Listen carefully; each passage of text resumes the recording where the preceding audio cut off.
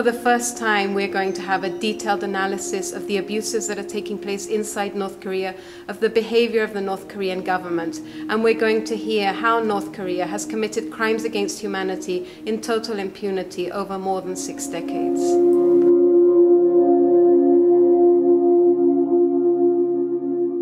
The Human Rights Council has played a historic role in putting North Korean human rights issues on the agenda of the international community in a strong and bold way. The Commission of Inquiry is a UN investigation. 3 eminent persons have been appointed to lead this, and the chair of the Commission of Inquiry is a former judge from the Australian Supreme Court, Judge Kirby. And he's been leading this inquiry through holding public hearings, giving voice to victims, to experts, to survivors. They've been analyzing satellite imagery, looking at all the information available about what North Korea is doing to its citizens.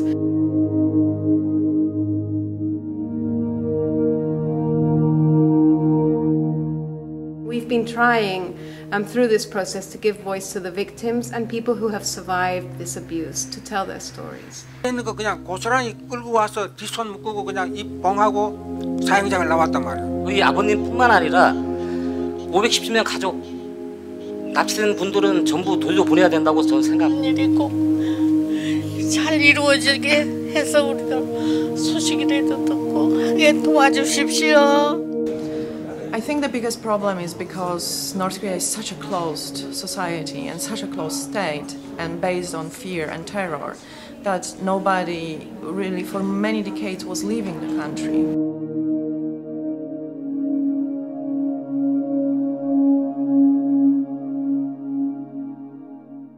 인권 문제 얘기하는 것이 강경하다고 그러는데 이게 강경한 문제가 아닙니다. 북한의 수용소 해체하라. 이거는 강경한 얘기가 아니죠. 당연한 얘기죠, 이거는.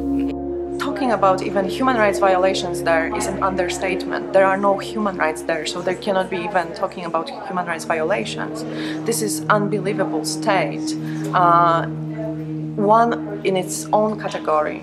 And I think that report will put a focus on that and will expose what the regime wanted to hide for so many decades.